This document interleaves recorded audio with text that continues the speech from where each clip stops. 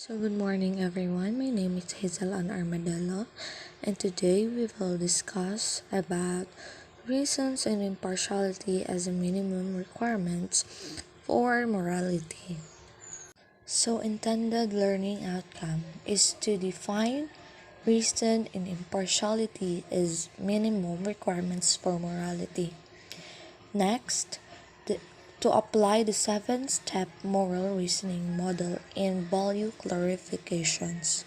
So, why is reason and impartiality as minimum requirements for morality? So, morality always requires impartiality with respect to violating moral rules. It must be possible and violate a moral rule and must be acting impartiality in this respect. So, mo to siya. So, why is reason and impartiality as minimum requirements nga ba? Because some contemporary consequentialists claim that morality requires impartiality whenever any sentient being interest or involved.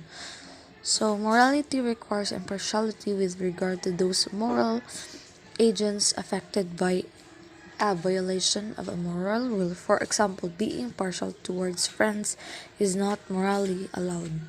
The next one is the reason and impartiality. So, it is a principle of justice holding that decisions should be based on objective criteria rather than on the basis of bias, prejudice, or preferring the benefit to one person over another for improper reasons.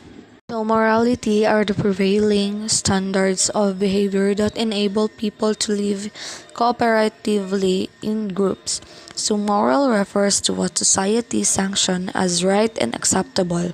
So, moral judgments or resolving a dilemma of moral judgment must be backed by a good reasons. So, morality is what societies determine to be right and acceptable. So sometimes acting in a moral manner means individual must sacrifice their own short term of interest to benefit the society. So also an example of morality is the belief by someone that it is wrong to take what doesn't belong to them even if no one would know. So we should respect them. Some of us are automatically respect them because we want them also to respect us. So vice versa lang na siya. So reasons is the power of mind to think and understand in a logical way. So for example, our feelings. So our feelings would be invalid when it comes to decision making, lalo na kung hindi natin sasamahan or i-apply sa reasons. So every human being has a feeling, and we all know that we all have emotions and feelings. So tinutukoy ko dito yung damdamin natin or yung emotions natin as a persons. At syempre, kalakip ng ating responsibilidad when it comes to our feelings is the reason behind it. So, having a reasonable usage of feelings when it comes to decision making is kasama natin palagi si reasons. So, sa lahat ng ating ginagawa is may rason talaga tayo. Kahit sa paggawa lang ng ating desisyon. Ginawa natin yung desisyon na yan dahil may rason tayo. So, we should use our reasoning in every situations. So, reasons is the basis or a motive for an action, decision of conclusion. So, ito yung nagiging batayan of our every actions and also help us to evaluate whether our feelings and intuitions about moral cases are correct and defensible Also, it help us to validate our feelings.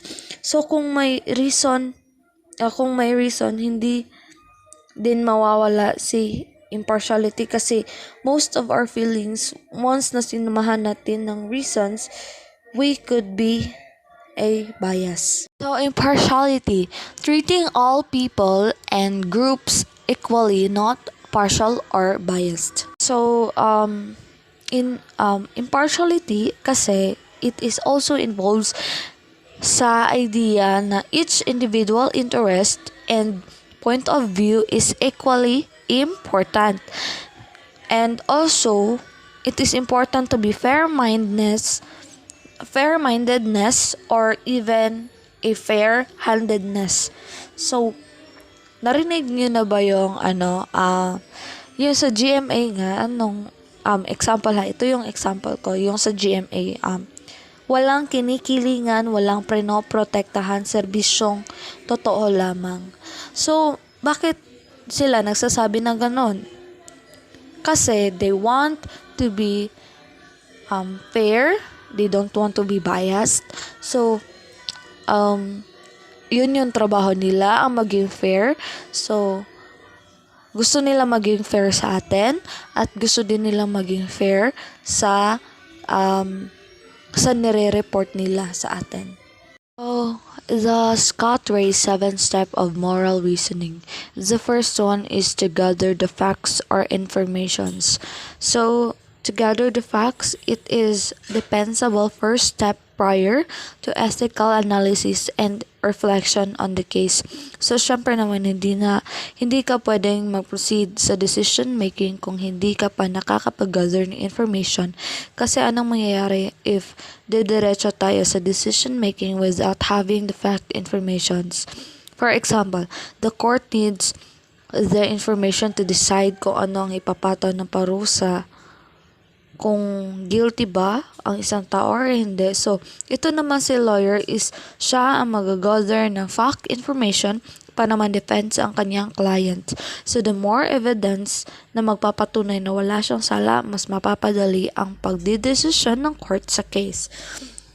The second one is to determine the ethical issues similar to statement of the problem. So, moral issues should be correctly stated in the term due of competing interest. So, we need to determine the ethical issues that may arise on the certain issues. So, syempre naman hindi natin maiiwasan sa isang case na may mag-arise ng ethical issues. So, that is why we need to identify the different issues. After that, we need to determine or identify the principle that bearing on the case. So, yan na yung ika-third na steps. Yung bearing, determine what virtues principles have on bearing on the case. So, ano ba yung mga sakop ng principles sa sakop ng case na yon at alin ba yung hindi niya sakop? So, kailangan na natin yung i-classify para mapadali ang ating pag-decision. So, that would be all. Thank you.